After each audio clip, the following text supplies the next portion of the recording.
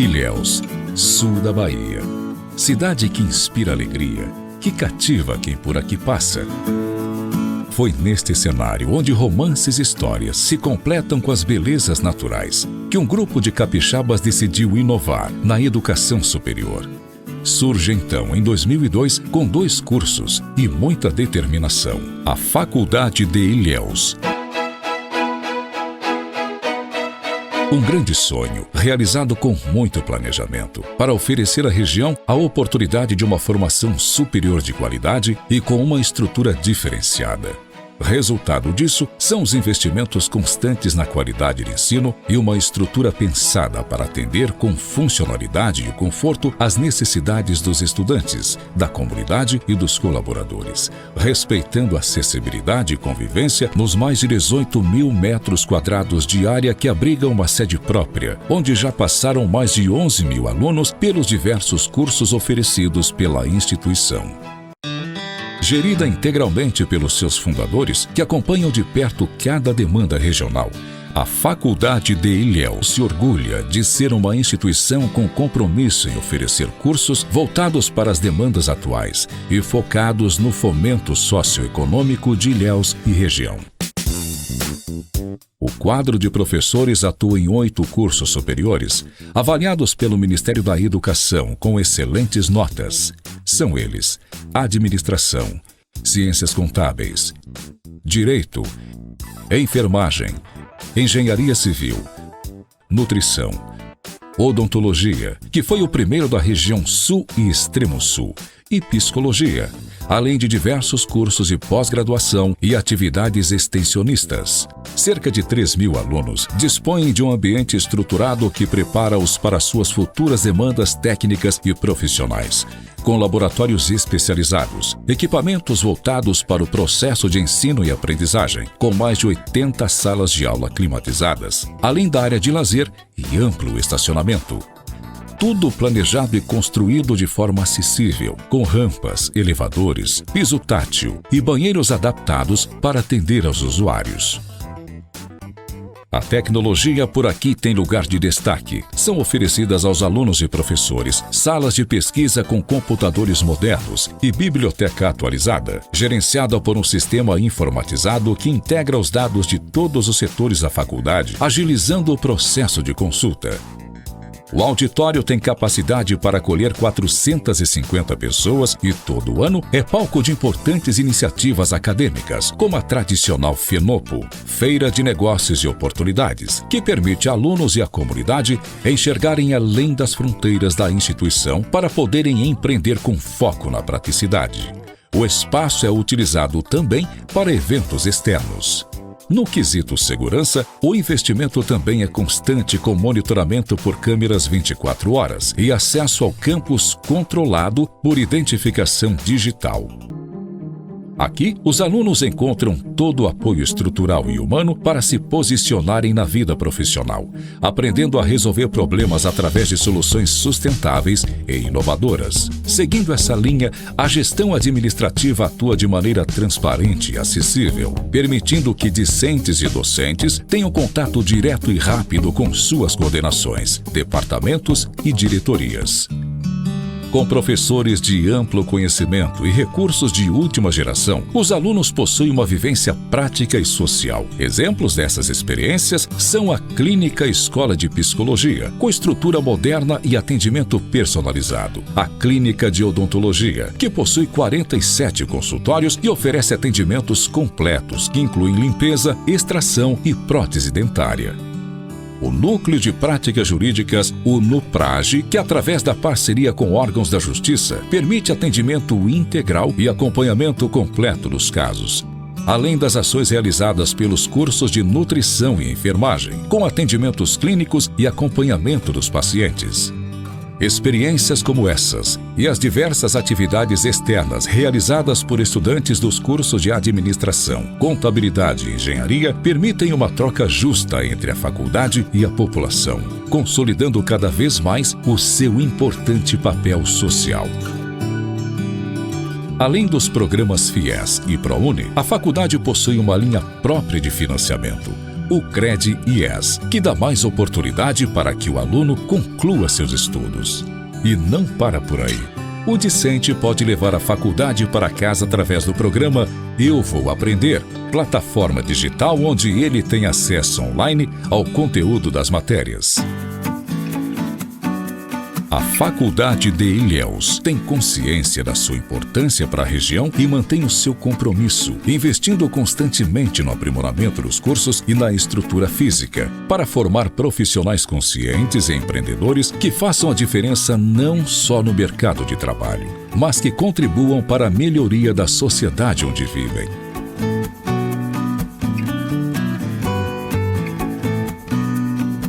Esta é a Faculdade de Ilhéus, fazendo a diferença na educação superior.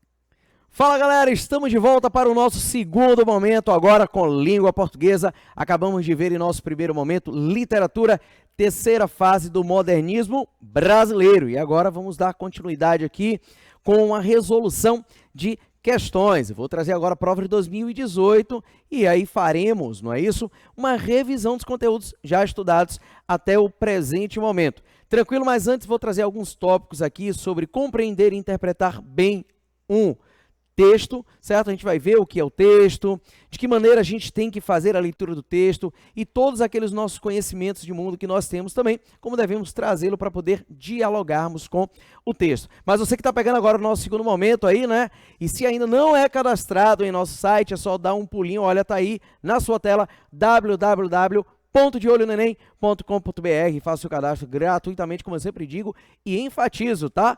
Gratuitamente e tem acesso aí a inúmeros vídeos com resolução de questões, bem como tem acesso também a vídeos de aulas de anos anteriores, 2018, 2019 e agora 2020 que vocês estão acompanhando. Então vamos potencializar o nosso conhecimento para podermos conquistar a nossa vaga na universidade. Como eu sempre digo também, embora o título do nosso projeto seja De Olho no Enem, estamos de olho também nos vestibulares.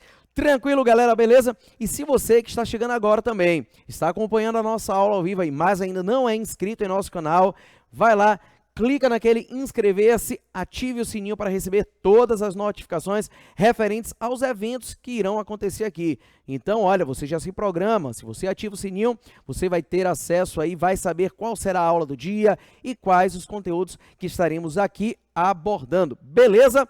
Tranquilo? Vamos nessa? Oi? Beleza, beleza. Ah, isso, exatamente. Galera, só reforçando, já falei em nossa primeira aula, que hoje está sendo gravada. Então, você que está chegando agora, né, em nosso momento, tá? Você que está acompanhando, melhor dizendo, porque estamos tendo um evento aqui na faculdade, certo? Mas o conteúdo continua do mesmo jeitinho e com bastante qualidade. Então, estamos fazendo aqui uma gravação especificamente desta aula de hoje, de sexta-feira. Beleza? Tranquilo? Então, vamos dar continuidade a nossa aula aí, certo? Mas antes, como eu havia dito a vocês, eu vou trazer alguns tópicos sobre compreensão e interpretação textual, que geralmente há uma dificuldade por parte de muitos candidatos. Mas nós sabemos que a prova de linguagens, e eu não digo somente a prova de linguagens, como também de outras disciplinas, hoje, no Exame Nacional do Ensino Médio, ela é totalmente interpretativa. Então, a gente tem que trazer o nosso conhecimento de mundo e dialogarmos com os textos que são apresentados nas provas. Então, é interessante que você preste bastante atenção a alguns tópicos referentes aos textos. Quando falamos de texto, a gente sabe que o texto nada mais é do que um conjunto de ideias, só que é um conjunto de ideias organizadas, certo? E aí a gente tem aí a coerência, a gente tem a coesão, a gente tem que ter conhecimento acerca de alguns tópicos, como por exemplo, relações sinonímicas, antonímicas, por exemplo, semântica, a gente tem que ter conhecimentos estilísticos, conhecimentos gramaticais, para que a gente possa interpretar bem o texto.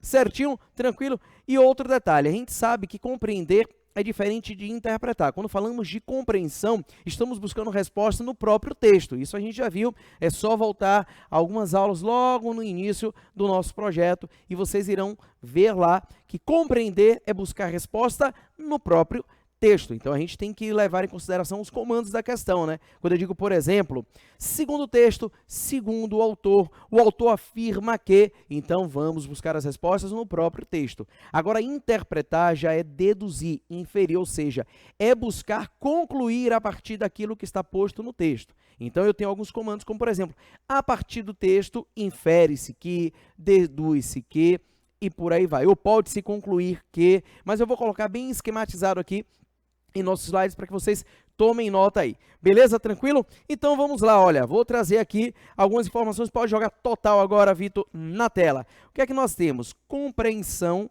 opa, começou a ganhar vida aqui o slide, hein? Compreensão, ó, e interpretação.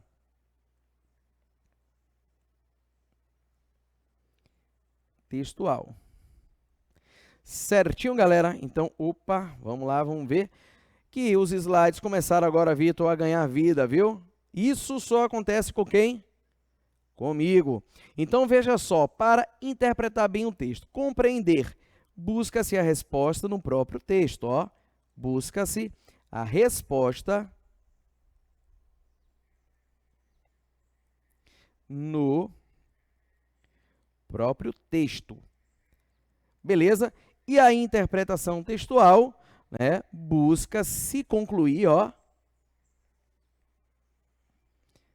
Busca-se concluir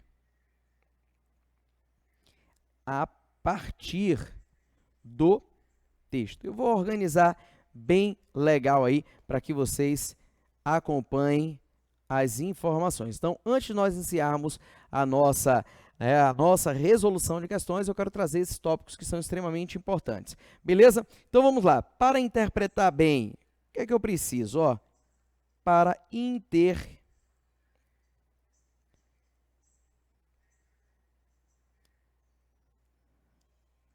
interpretar bem, vou colocar aqui, né? O que é que a gente precisa? Olha, identifique a ideia central, beleza? Pronto, é o primeiro ponto que vocês precisam trazer. O outro, ó, identifique ideias. Porque se a gente tem uma ideia central, certamente em torno dessa ideia central, nós temos as ideias secundárias. Então, identifique também, ó, secundárias, certo? Também identifique, ó, explicações. Às vezes um texto está discutindo um determinado assunto, trazendo uma determinada informação e traz alguns exemplos, traz algumas explicações para que nós possamos compreender de fato o que está sendo colocado ali, o que está sendo exposto pelo autor. Então, explicações. Belezinha? Aqui, ó. E argumentações.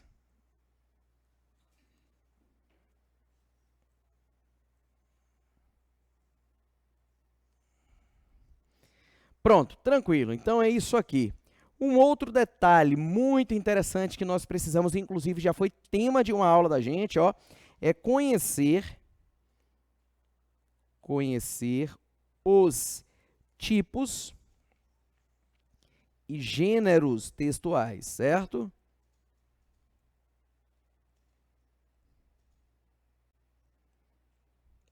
Pronto. Ah, Murilo, é possível a gente relembrar? É sim. Vamos relembrar aqui, ó. Quando falamos dos tipos textuais, deixa eu colocar aqui, ó.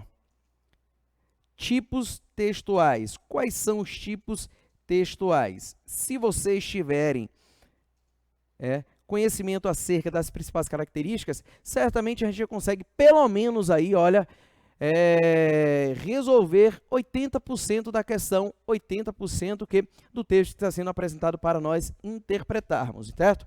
E aí eu falei para vocês em uma de nossas aulas o seguinte, ó, é só a gente pegar e lembrar de quê? Ó, de Neida, tranquilo? Isso aqui é só para que vocês saibam que os tipos textuais são os seguintes. Eu tenho o tipo, ó, narrativo, certo? Geralmente, o que é que acontece com o texto narrativo? O texto narrativo narra uma história, ó, narra uma história real ou ficcional, tá? Ou ficcional. Pronto. Beleza, então vai narrar uma história. E a gente vai ter alguns elementos que participam, né, de um texto narrativo. A gente vai ter personagens, por exemplo, a gente vai ter o narrador, a gente vai ter que ter o espaço, a gente vai ter que ter o enredo e a gente vai ter também ter um tempo, beleza? Então é muito fácil. Geralmente, o tempo verbal predominante nesse tipo de texto aqui é o pretérito, porque visa narrar algo que aconteceu, certo? O outro aqui, ó, é o texto expositivo, ou às vezes vocês podem encontrar como informativo, certo? Expõe algo, ó. Então, texto positivo expõe um assunto. Geralmente ele é apresenta um objetivo, a finalidade de quê? De informar a respeito de algo. Geralmente também a gente vai encontrar aí, né, uma exposição bem objetiva. Quando você pega, por exemplo, uma notícia, né, uma notícia geralmente é um texto expositivo ou informativo.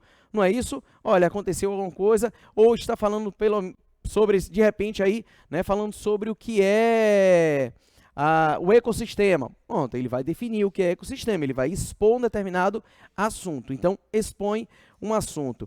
A gente tem aqui agora no I, ó, o texto injuntivo ou instrucional. Certo? Geralmente, esse texto tem como objetivo que instruir, ensinar o passo a passo, aconselhar alguém a alguma coisa, conforme nós já falamos. Inclusive, a gente vai ver isso na nossa resolução de questões. Então, injuntivo, você pega, por exemplo, uma bula, né, de remédio, você está lá, tem um texto instrucional ou injuntivo. Você pega, por exemplo, um texto, não, desculpe, né, uma bula de remédio, não. Eu estou falando de um manual de instruções, melhor dizendo, instrui o passo a passo. Então, você compra o produto, por exemplo, e aí, quando você compra o produto, o que é que acontece? Você pega lá, a primeira coisa que você tem ali, quando abre a caixa, é o manual de instrução, que vai justamente instruir ao comprador a respeito da utilização daquele produto. Então, você compra o celular de repente, aí quando você abre, aí indica, né, que você tem que terminar de gastar aquela bateria, depois colocar no tempo, aí tem um tempo para você carregar, enfim, vai instruindo ali a forma de manusear o seu produto, certo? Tranquilinho? Então, vamos lá agora para o nosso texto descritivo, ó. É um tipo de texto que a gente vai encontrar também em um texto narrativo, né? Você pega, por exemplo, o romance. O romance você tem uma narração de história, mas em determinadas partes você também tem a descrição. Aí você pergunta, Murilo, por exemplo, eu vou a uma pizzaria e você tem lá um cardápio. Aquele cardápio ali eu posso considerar que é descritivo? Perfeitamente, sem problema. Quando você pega os sabores da pizza, você tem lá ali a descrição dos ingredientes que estão presentes naquela pizza. Então, a gente tem aí a descrição, certo? Geralmente, o texto descritivo, ele vai apresentar o quê? Ele vai apresentar, né, quando você faz uma leitura, que você está descrevendo alguma coisa, está trazendo particularidades a respeito de um objeto ou de uma personagem. Se estivermos falando aí de um livro, de um romance ou de uma obra ficcional, certinho? Então, o texto descritivo descreve um objeto, descreve uma personalidade, descreve uma personagem. E, por fim, a gente tem um texto argumentativo, ó.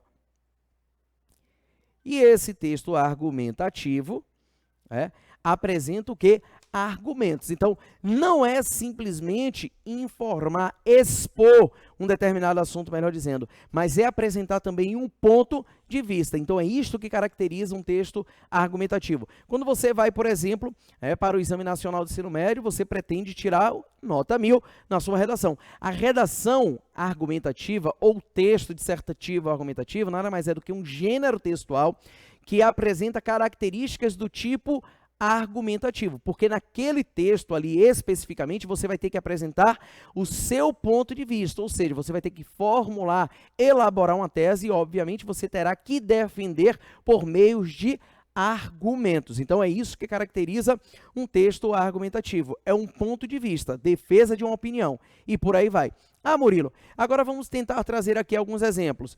Um texto narrativo. O que é que eu posso considerar aí um gênero narrativo? Bom, aí você já tem gênero, que são vários, tá? São vários gêneros. Agora, o gênero é um gênero textual, é uma espécie de texto que apresenta características do tipo textual. Quando falamos de tipos, estamos falando dos 5 principais tipos, que são esses aqui. Neida, narrativo, expositivo, injuntivo, descritivo ou argumentativo. Agora, gêneros são vários. Aí, se eu pego, por exemplo, o romance. Bom, o romance é predominantemente narrativo, porque narra uma história. Ah, Murilo, mas lá eu tenho também a descrição. Você pode encontrar em o gênero textual o quê? Características de alguns desses tipos textuais que vocês acabaram de ver aqui. Mas, predominantemente, o romance é o quê? É um gênero narrativo. Ponto. Aí você pega para o expositivo. Beleza, quando você pega lá uma notícia, né? Ou você pega, de repente, é um texto que fala sobre ecossistema, como eu já dei o exemplo. Vai dizer o que é o ecossistema, ou seja, vai expor um determinado assunto. Então, aí a gente tem, por exemplo, uma dissertação expositiva, né? É aquele tipo de dissertação ou um texto, né? Dissertativo expositivo. Não há necessidade aqui, no caso, de argumentar, de apresentar ponto de vista. O texto dissertativo expositivo, ele apenas vai expor um determinado assunto, o tema que está sendo proposto. E é isso aí. Então, é um gênero que apresenta características do tipo expositivo. Aí você vai para o gênero injuntivo, eu já dei, inclusive, o exemplo aqui, né? Um manual de instrução. Você tem lá um texto que vai te ensinar o passo a passo. Bom, com relação ao texto descritivo, eu já dei o exemplo do cardápio. O cardápio está descrevendo ali quais os ingredientes que estão presentes em uma pizza. E, por fim, o texto argumentativo, né? O texto dissertativo argumentativo é um gênero que apresenta características do tipo argumentativo, uma vez que você tem que elaborar uma tese, você tem que elaborar o seu ponto de vista e, claro, defender com argumentos. Então, essa informação é muito importante. Então, quando você consegue reconhecer ali o tipo textual, né, e o gênero que está trazendo características desse tipo textual, você já consegue ir direto à alternativa correta. Beleza? Pode jogar agora na tela, Vitor, totalmente. Uma outra coisa que a gente precisa ter, ó, além desse conhecimento aqui, ó, ter conhecimento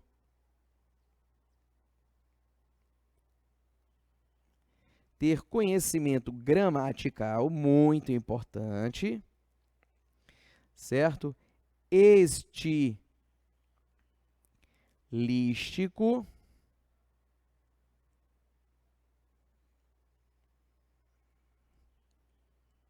certo? E, não quer riscar mais, o que é isso? E semântico.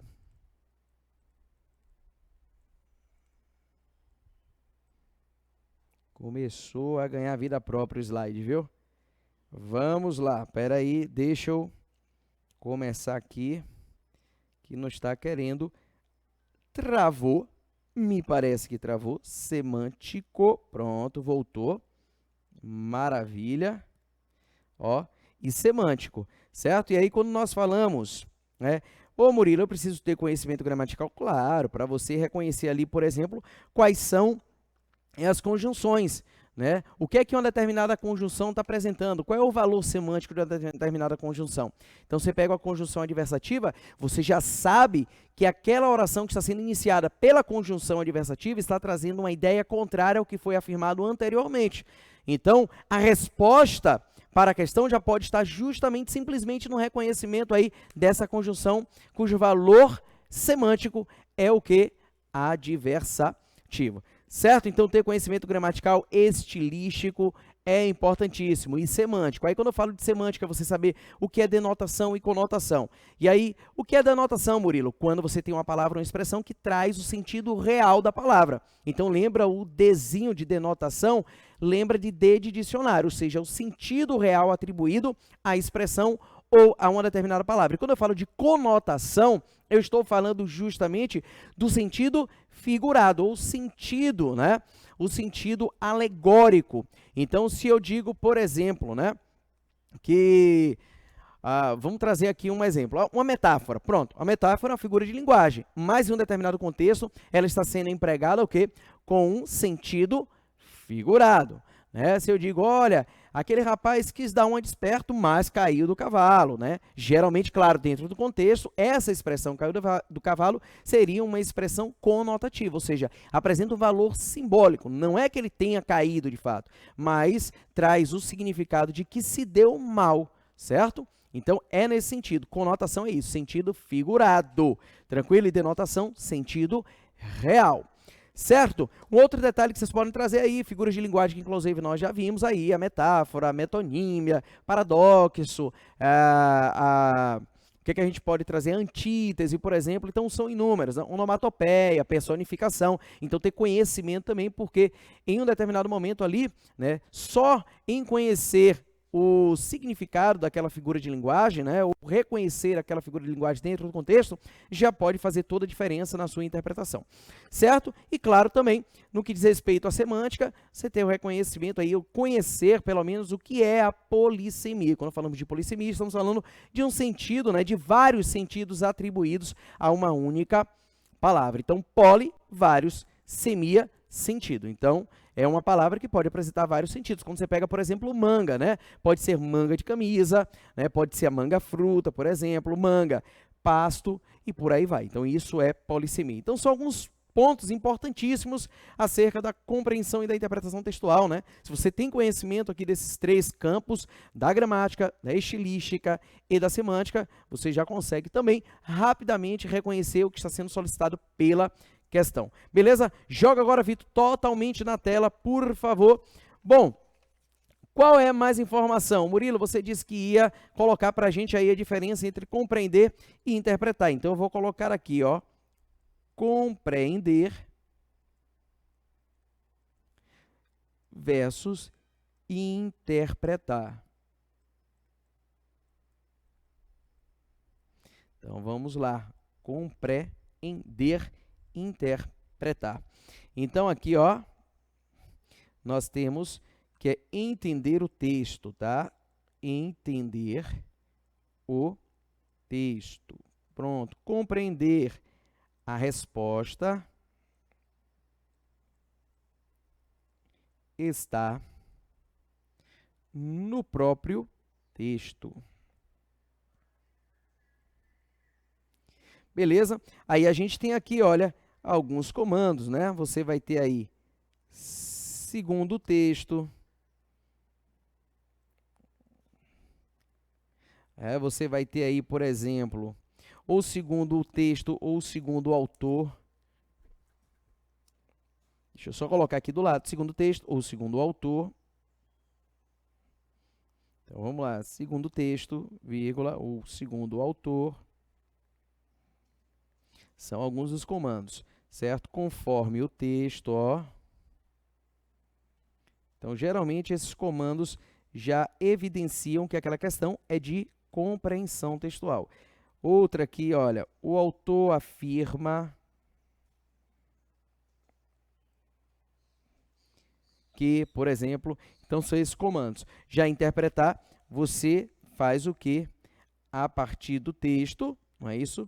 Você vai buscar deduzir, né? Você vai buscar aí inferir, certo? Então, vamos lá, ó. Geralmente, o comando é esse. A partir do texto, vírgula, deduz-se ou infere-se que, e por aí vai, certo? Ou ainda, ó, pode-se concluir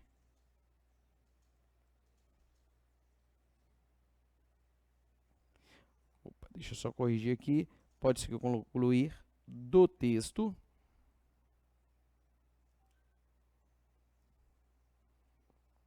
começou a ganhar vida, começou a ganhar vida, o slide começou a ganhar vida. Pronto, vamos lá. Só acontece comigo, pode-se concluir que... Não é isso, Vitor?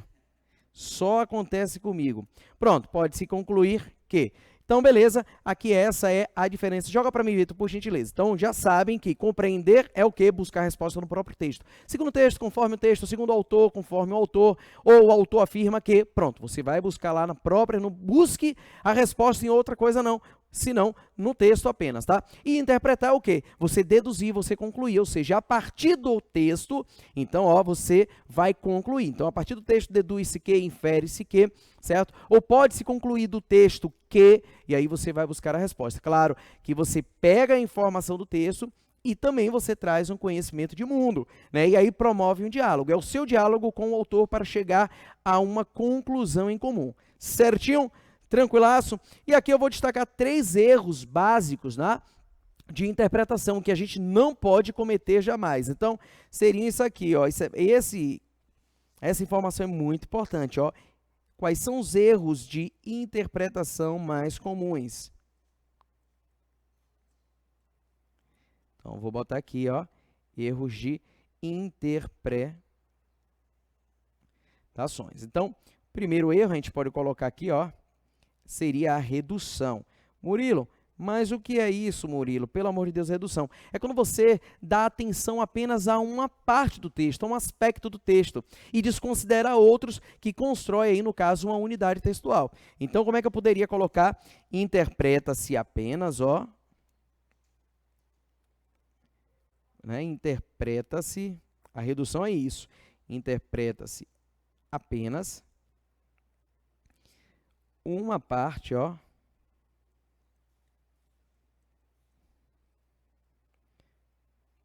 uma parte do texto, vírgula, não, ó, não levando em consideração, deixa eu só apagar isso aqui,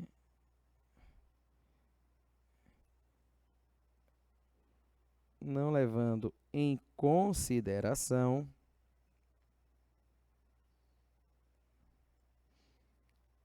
o conjunto de ideias.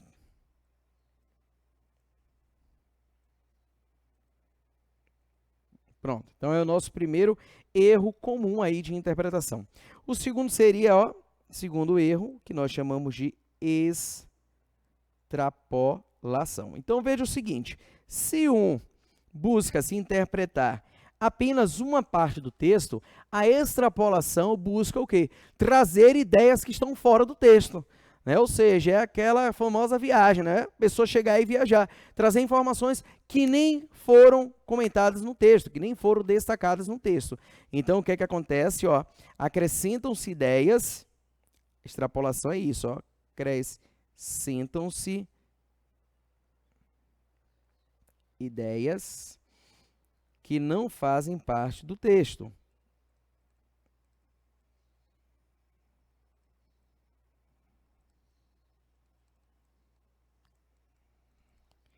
Então, por exemplo, o texto está falando sobre A e B. Pronto, suponhamos. Aí, chega na questão, o que é que acontece? Aí, uma das alternativas está apresentando lá a ideia A, ideia B, ideia C e ideia D. Aí, o candidato vai lá e marca justamente essa. E isso é cometer um erro de interpretação. Extrapolou, porque ele está acrescentando ali ideias que estão fora do texto.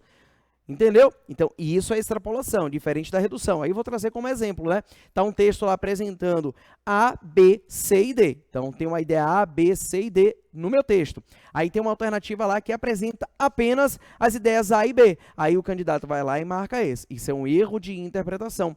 Ou seja, é uma redução, porque deu atenção apenas a um aspecto do texto, apenas a 2 ideias, sendo que nós temos 4 ideias no texto. Só para a gente trazer aí, ilustrar o que seria a extrapolação e o que seria a redução. E, por fim, a gente tem a contradição, que nada mais é do que dizer o que uma coisa é e não é ao mesmo tempo. É você afirmar e negar uma coisa ao mesmo tempo, sob a mesma circunstância. Isso é contraditório.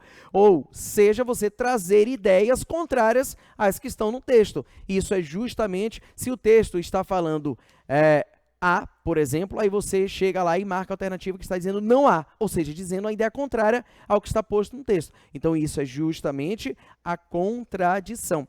Então, ó, vou botar aqui, abordam-se, né?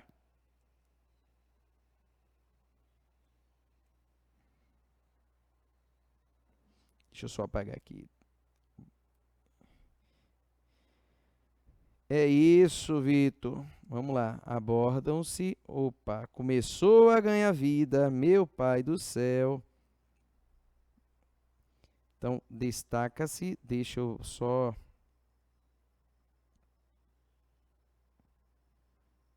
Vamos nessa. Ó. Destacam-se ideias. Peraí, deixa eu apagar aqui.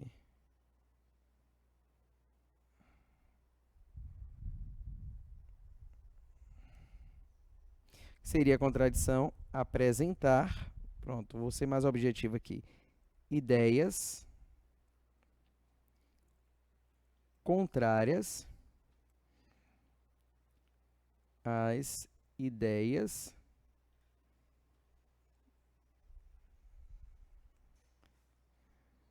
presentes no texto.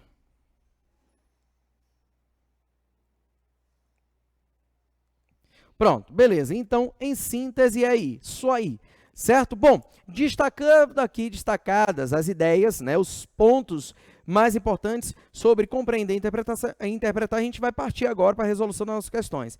Veja que a gente falou aqui sobre compreensão e interpretação textual. Vocês viram que a compreensão é buscar a resposta no próprio texto, interpretação seria o que? A partir do texto, buscar concluir alguma coisa ou deduzir. Destacamos aqui que para interpretar bem, nós precisamos o quê? Identificar a ideia central, e claro que em torno dessa ideia central nós temos ideias secundárias, então precisamos também destacar essas ideias secundárias, precisamos destacar argumentações, precisamos destacar explicações.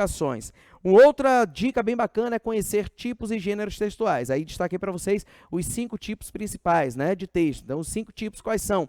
Narração, exposição, injunção, descrição e argumentação. É a famosa Neida, certo? E, claro, termos conhecimento gramatical, estilístico e semântico. E aqui eu trouxe a diferença, né, entre compreender e interpretar, e trouxe aqui os 3 erros de interpretação mais comuns aí, né, que são cometidos pelos candidatos. Então, o primeiro seria a redução, quando se destaca apenas uma parte, um aspecto do texto. Temos a extrapolação, que é justamente trazer ideias que não estão presentes no texto, ou seja, está além do texto. E, por fim, a contradição, que nada mais é do que apresentar ideias contrárias às ideias que estão presentes no texto. Então, o que é que a gente vai fazer agora? A gente vai resolver algumas questões, tá vendo?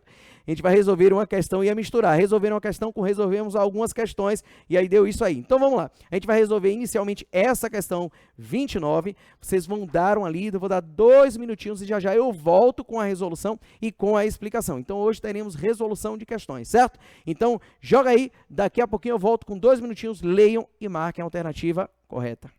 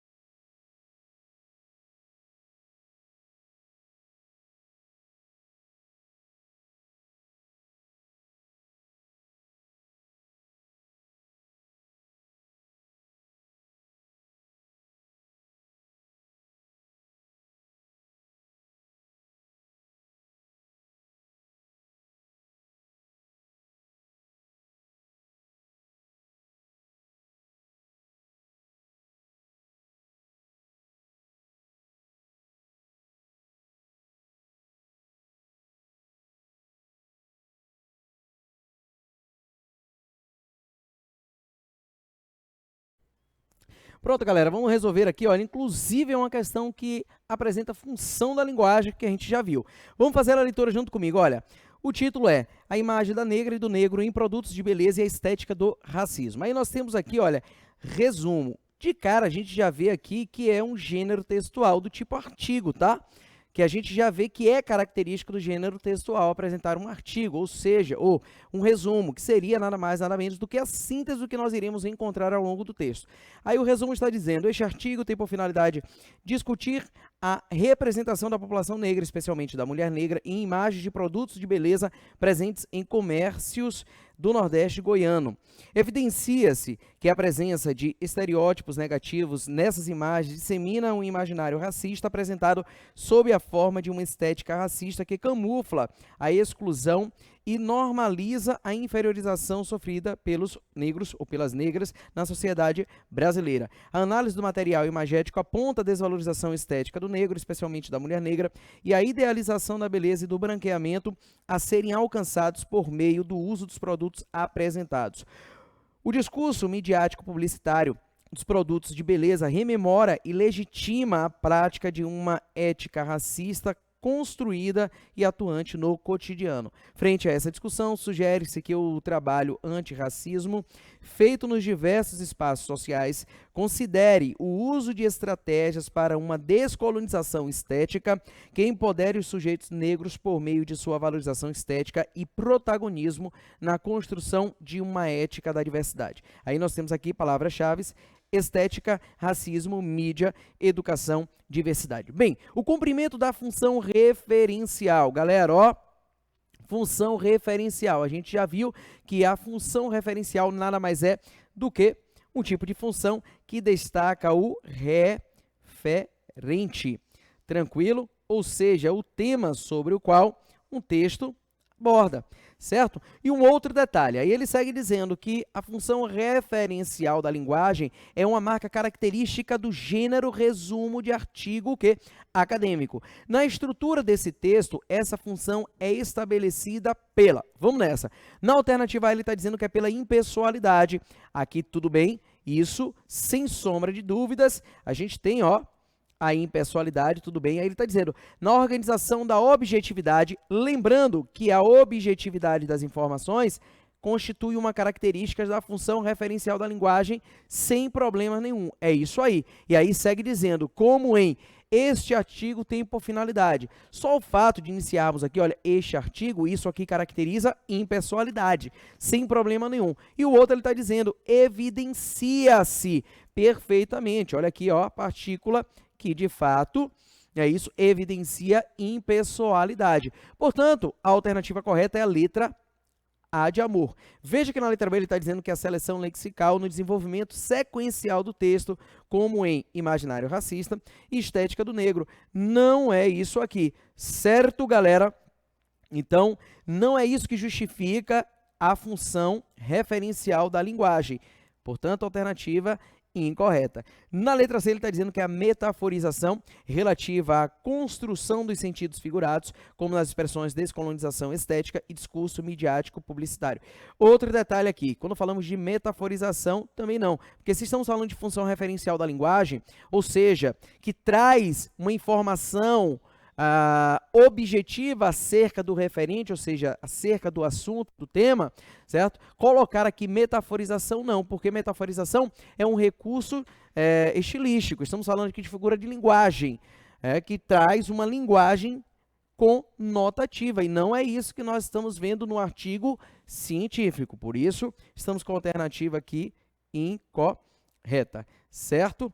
Bom, nós temos aqui, olha, na letra D, dizendo que é a nominalização produzida por meio de processos derivacionais na formação de palavras como inferiorização e desvalorização. Pelo amor de Deus, não é isso que justifica o que acabamos de ver aqui, certo? Ou seja, não é isso que justifica a função referencial da linguagem.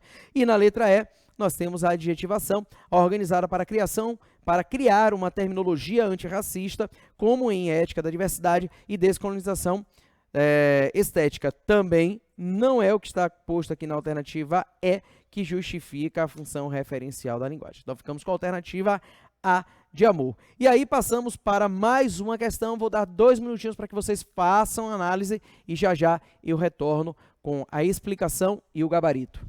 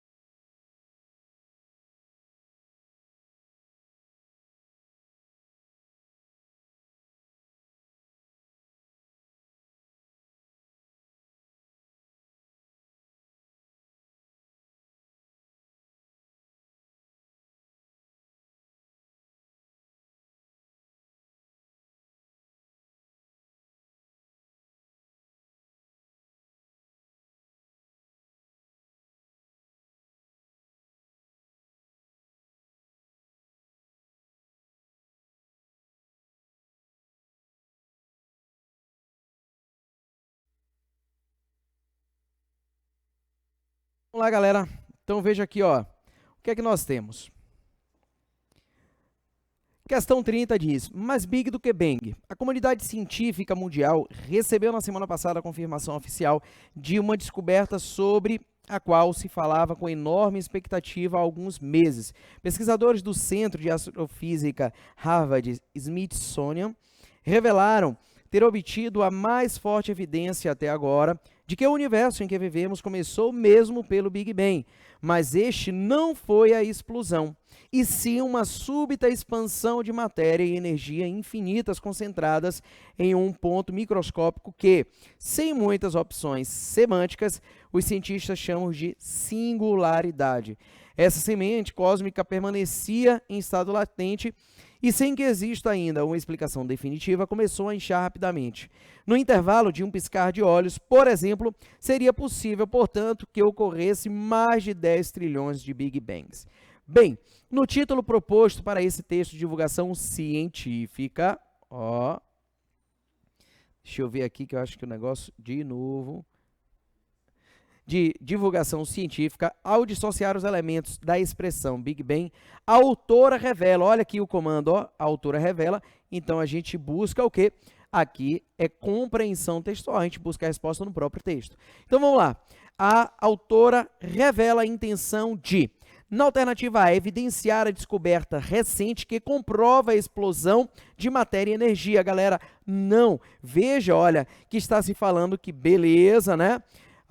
O surgimento do universo começou com o Big Bang, tranquilo, mas olha a conjunção adversativa que traz justamente uma ressalva, uma ideia contrária ao que se afirma anteriormente. Por isso que eu falei para vocês que para interpretar bem é importante ter conhecimento gramatical, que muitas vezes, se você reconhece o valor semântico de uma conjunção, você já consegue ir direto na alternativa correta.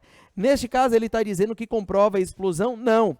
O texto diz que aqui houve um alargamento, né? Vou até dizer, não seria, mas uma expansão de matéria. Então, a autora evidencia isso, ó, que o Big Bang nada mais é do que uma súbita expansão. Aqui ele está dizendo que a explosão não é o que ela está buscando. Então, a alternativa incorreta. Na letra B, ele está dizendo que é resumir os resultados de uma pesquisa que trouxe evidências para a teoria o quê? Do Big Bang. Nada de resumir, galera. Muito pelo contrário, está trazendo aí, olha, uma outra concepção do Big Bang, que não é mais aquela concepção de explosão, e sim de expansão de matéria e energia. Então, também a alternativa está incorreta. Na letra C, ele está dizendo que é sintetizar a ideia de que a teoria da expansão de matéria e energia substitui a teoria da explosão. Perfeitamente, é justamente isto que a autora revela, certo? É isso que nós encontramos no texto. Então, a alternativa correta é a letra B, ou letra C de casa. Tranquilo? Na letra D, ele está dizendo, olha, que é destacar a experiência que confirma uma investigação anterior sobre a teoria de matéria e energia. Também não, certo? Não seria a alternativa D. E aqui a gente vai para a alternativa E, dizendo que é condensar a conclusão de que a explosão de matéria e energia ocorre em um ponto microscópico. Não! O que está se colocando aqui em xeque neste texto é justamente a expansão de matéria e energia e não a explosão, conforme nós encontramos na alternativa E. Então, ficamos com a alternativa C de casa como a nossa alternativa correta, ou seja, como aquela alternativa que contempla na sua totalidade o que está sendo solicitado pela questão, certo? Agora eu vou jogar mais uma questão aí para que vocês façam análise, vejam direitinho e daqui a 2 minutos eu retorno com a explicação e com o gabarito da questão.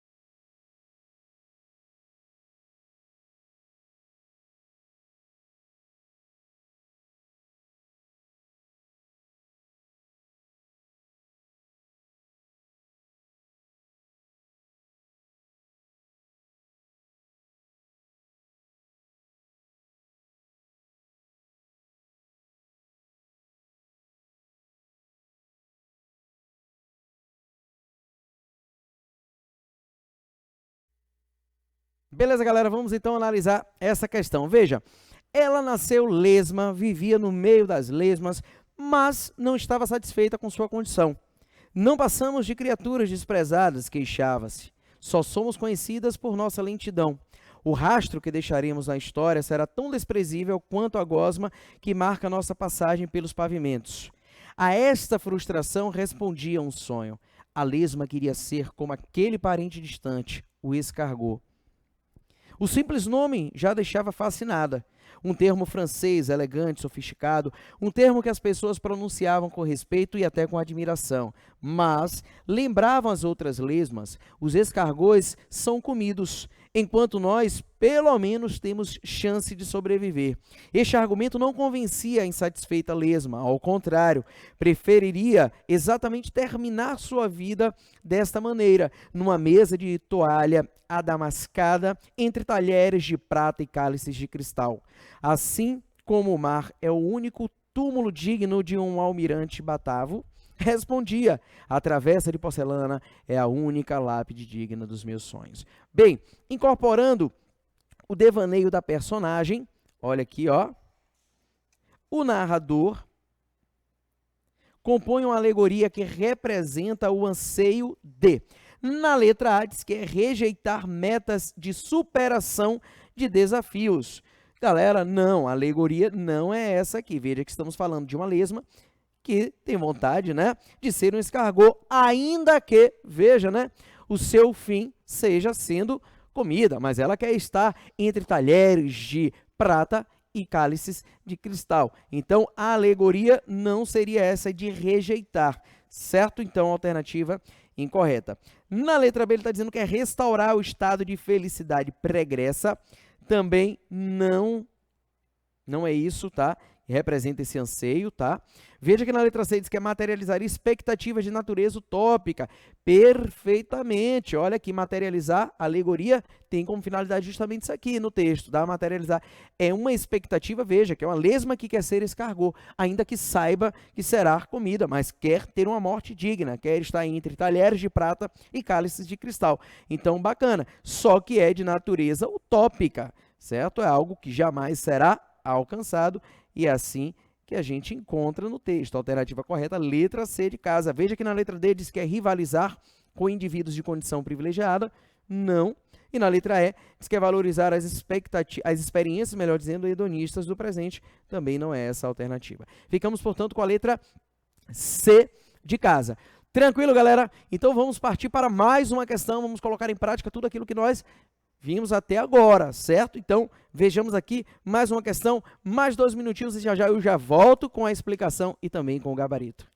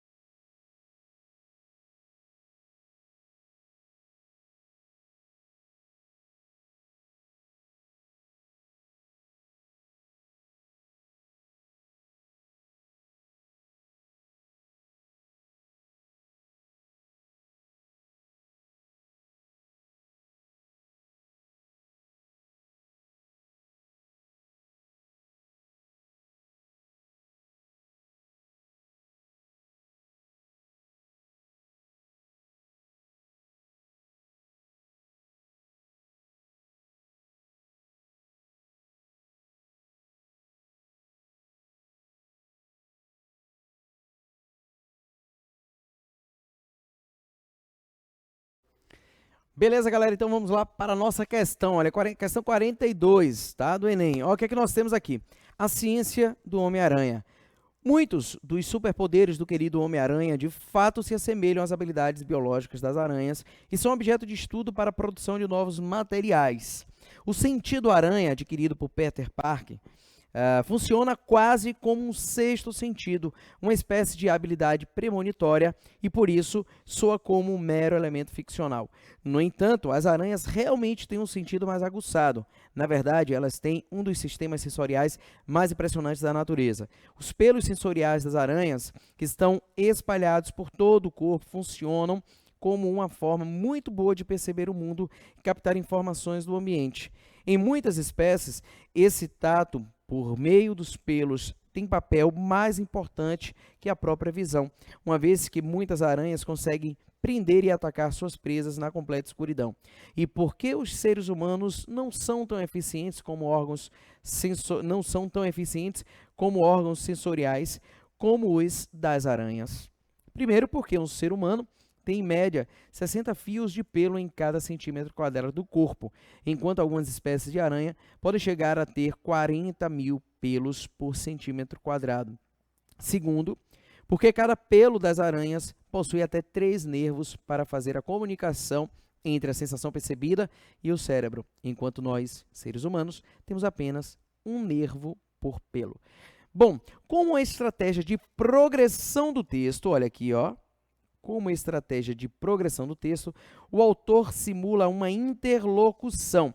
Galera, o que é interlocução? Bom, quando você questiona alguém. Então, ó, a interlocução seria o quê? Seria o contato entre o leitor e, no caso aqui, o autor do texto. Então, ó, o autor simula uma interlocução com o público leitor ao recorrer a... Veja que na letra L ele está dizendo a revelação do sentido aranha adquirido pelo super-herói como sexto sentido. Galera, é aqui que a gente tem estabelecida essa interlocução entre o autor e o público? Obviamente que não. Interlocução seria uma espécie de questionamento, às vezes uma pergunta retórica. Vamos lá. Então, a alternativa A não está correta. Na alternativa B, nós temos aqui a caracterização do afeto do público pelo super-herói marcado pela palavra querido, Claro que não é isso que estabelece ou simula a interlocução. Então, a alternativa B está incorreta, certo? Na letra C, ele está dizendo que é a comparação entre os poderes do super-herói e as habilidades biológicas das aranhas. Também não é essa a alternativa correta. Agora, veja na alternativa D o que é que nós temos. Ó. Pergunta retórica na introdução das causas da eficiência do sistema sensorial das aranhas. Aqui sim a gente consegue perceber que o autor, de fato, simula uma interlocução com o público leitor, a partir de um questionamento direcionado ao público. Veja, ó, e por que os pelos humanos não são tão eficientes como órgãos sensoriais como os das aranhas? Então, aqui a gente tem uma interlocução a partir dessa pergunta retórica. A alternativa, portanto, é a alternativa correta, portanto, é a alternativa D de dado. Na letra E, ele está dizendo que a comprovação das diferenças entre a constituição física do homem e da aranha por meio de dados numéricos também não é essa a alternativa correta. Ficamos, portanto, com a alternativa D de dado. Certo? Vamos partir agora para mais uma questão, mais uma análise aqui, e daqui a pouquinho, com 2 minutinhos, eu volto para discutirmos juntos essa questão.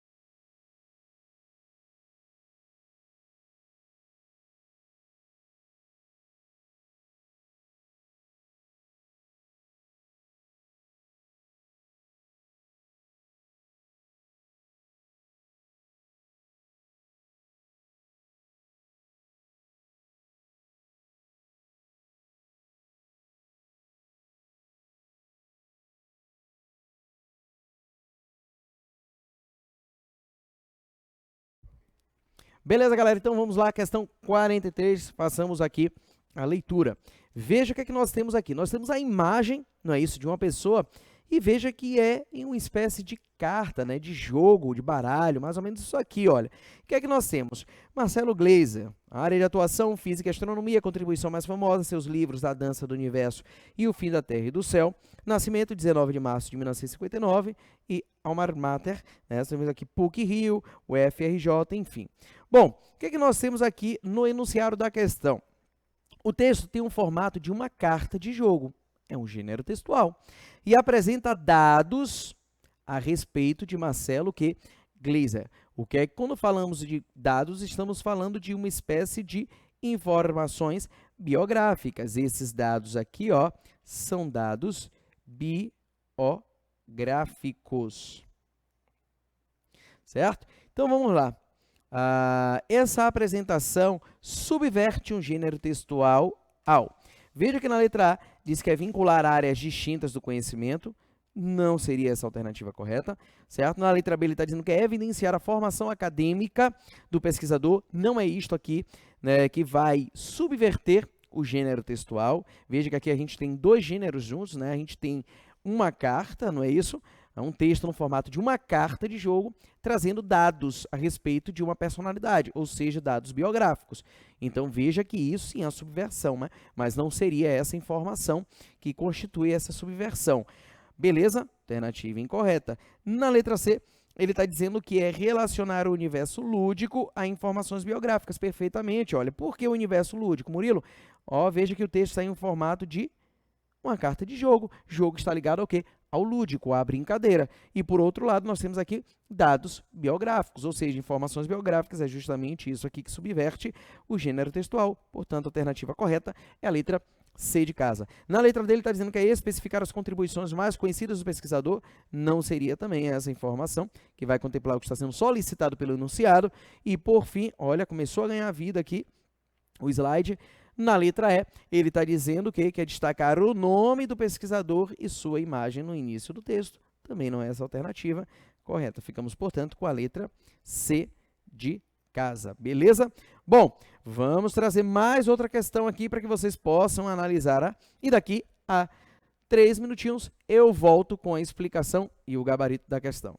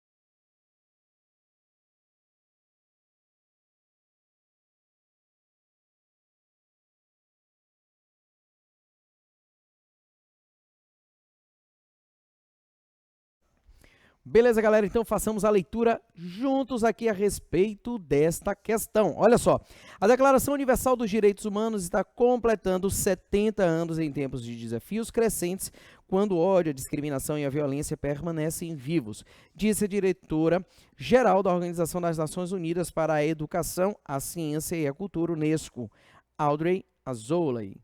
Isso a pronúncia. Ao final da Segunda Guerra Mundial, a humanidade inteira resolveu promover a dignidade humana em todos os lugares e para sempre. Nesse espírito, as Nações Unidas adotaram a Declaração Universal dos Direitos Humanos como um padrão comum de conquistas para todos os povos e todas as nações, diz Audrey.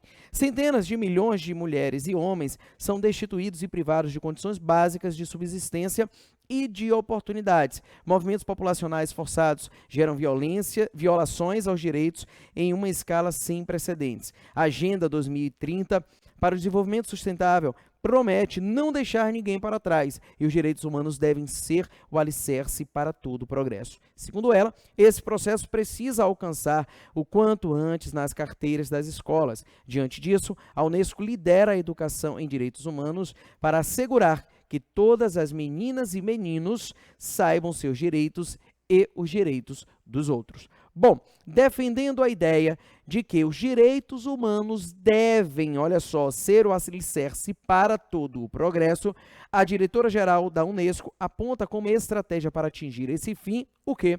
Veja aqui na letra A, ele está dizendo que é a inclusão de todos na Agenda 2030. Não, veja que se a gente for analisar, ó, mais aqui adiante, o que é que ela está dizendo? Veja, os direitos humanos, ó, devem ser, veja, deixa eu só colocar aqui o marca-texto, ó, os direitos humanos devem ser o alicerce para todo o progresso. Bom, e aí, olha, qual seria a estratégia, galera? Bom, a estratégia que ela utiliza é o seguinte, você vai ver logo na sequência, ó, esse processo precisa começar o quanto antes nas carteiras das escolas. Isto quer dizer que na educação básica já se deve discutir sobre essa questão dos direitos humanos, certo? Para que, de fato, meninos e meninas saibam seus direitos e os direitos dos outros. Então, letra A não seria. Veja que na letra B ele está dizendo que a extinção da intolerância entre os indivíduos não é essa a estratégia apontada pela autora. Agora, veja que na letra C ela está dizendo que a discussão desse tema desde a educação básica. Perfeitamente. Ela está dizendo que, segundo ela, ó, o texto diz, esse processo precisa começar o quanto antes nas carteiras das escolas. Ou seja, educação básica. A alternativa correta é a letra C de casa. Na letra dele está dizendo que a conquista de direitos para todos os povos e nações, não seria essa a alternativa, e na letra E está dizendo que a promoção da dignidade humana em todos os lugares, também não é essa estratégia apontada pela autora. Belezinha? Tranquilo? Então vou colocar mais uma questão para que vocês possam fazer análise e eu já volto com 2 minutinhos para trazer a explicação e o gabarito.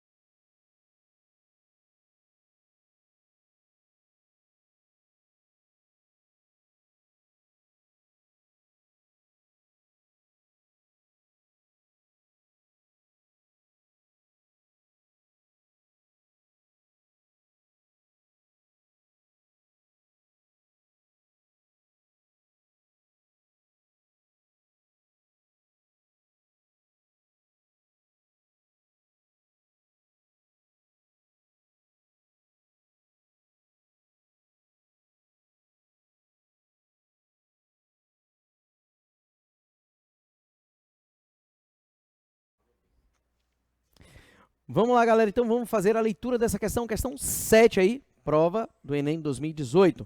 Olha só, se o organismo já está acostumado com o açúcar e está difícil largar, o ideal é ir se acostumando aos poucos com cada vez menos açúcar. Bem, aqui nós estamos diante de um texto, né, com uma linguagem mista, então temos a linguagem verbal e a não verbal. A não verbal está aí sendo representada pela imagem, pelo desenho, pela fotografia, e a linguagem verbal representada pelos enunciados que aí estão postos. Bom, aí vamos fazer a leitura agora da questão. A utilização de determinadas variedades linguísticas, então aqui ó, o conteúdo é sobre variação linguística, em campanhas educativas, ó, tem a função de atingir o público-alvo de forma mais direta e eficaz. No caso desse texto, identifica-se essa estratégia pelo... Veja que na letra A ele está dizendo que é pelo discurso formal da língua portuguesa. Não, se você analisar, ó, tem inclusive aqui uma expressão que é tipicamente oral, né, da oralidade, da linguagem oral, se você analisar. Que é quando ele diz, olha, o ideal já ir se acostumando, ó, e se acostumando aos poucos, isso é natural. Em nossa linguagem coloquial, melhor, em nossa linguagem do falar, do dia a dia, a gente costuma utilizar algumas expressões. E uma dessas expressões está sendo justamente representada aqui nesse texto. Então, o problema está aqui, discurso formal, não é isso que vai fazer, inclusive, não é, com que atinja o objetivo aí, né? Então, não seria a alternativa A. Na letra B está dizendo que é o registro padrão próprio da língua escrita. Não, a gente acabou de afirmar a questão da oralidade, não é isso? Da marca da oralidade presente no enunciado. Então, não pode ser a alternativa B. Na letra C diz que a seleção lexical restrita a esfera da medicina, muito pelo contrário, né? Estamos falando de um público-alvo, né? E muitas vezes campanhas publicitárias e educativas tem por finalidade atingir o público geral, aqui não poderia ser a escolha, né, uma seleção lexical restrita à esfera da medicina, porque aqui teria um vocabulário restrito a um determinado grupo, e não é essa a proposta do texto em questão. Portanto, a alternativa C está incorreta. Na letra D, ele está dizendo que é a fidelidade ao jargão da linguagem publicitária, também não, e resta-nos, portanto, a alternativa correta, que a alternativa E. De fato, a gente tem aqui, olha, o uso de marcas linguísticas típicas da oralidade. A alternativa mais que correta é a alternativa E. Belezinha, galera? Tranquilo? Então, vou jogar. Inclusive, estou utilizando aqui o amarelinho para dar mais destaque. Então, ficamos com a alternativa E como alternativa correta. Vou lançar mais uma questão para que vocês analisem e daqui a 2 minutinhos eu retorno a outra questão bem pequenininha com a explicação e com o gabarito.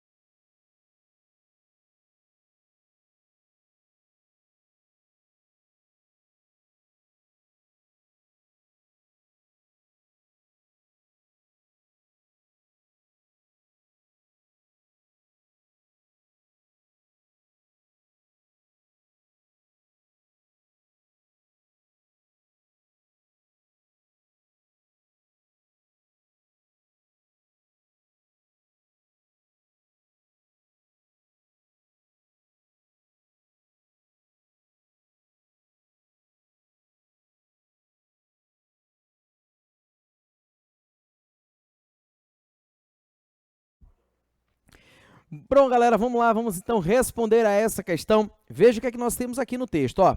Famigerado é inóxio, célebre, notório, notável. Vós mecê mal não veja em minha grosseria, não, no não entender.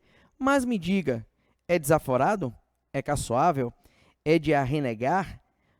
Farsância? Nome de ofensa? Vilta nenhuma, nenhum do êxito. São expressões neutras de outros usos, pois e o que é, em fala de pobre, linguagem de em dia de semana? Famigerado? Bem, é importante, que merece louvor, respeito. Bom, nesse texto, a associação de vocábulos da língua portuguesa a determinados dias da semana remete ao. Na letra A, ele está dizendo que é local de origem dos interlocutores. Galera, não seria a alternativa A correta, beleza? Portanto, não é essa a alternativa. Na letra B, ele está dizendo que é o estado emocional dos interlocutores. Veja, não é isso? Que a associação de vocábulos da língua portuguesa a determinados dias das semanas não remete a esse estado emocional dos interlocutores, conforme nós encontramos no texto, certo? Portanto, também não pode ser a alternativa B. Agora, veja que na letra C ele está dizendo que remete ao grau de coloquialidade da comunicação. Se nós analisarmos perfeitamente, a alternativa correta é a letra C de casa. Veja que na letra D ele está dizendo que remete ao nível de intimidade entre os interlocutores. Também não. Perfeito? Não seria isso aqui. E veja que na letra E nós temos conhecimento compartilhado na comunicação. Então, também não seria a alternativa correta. Beleza? Ficamos, portanto, com a letra C de casa. Chegamos ao nosso tempo, Vitor. Tranquilo? Então, galera, chegamos ao fim de nossa transmissão, de nossa aula. Primeiro momento tivemos a aula de literatura com a terceira fase do modernismo brasileiro e agora, em nosso segundo momento, tivemos a aula de língua portuguesa.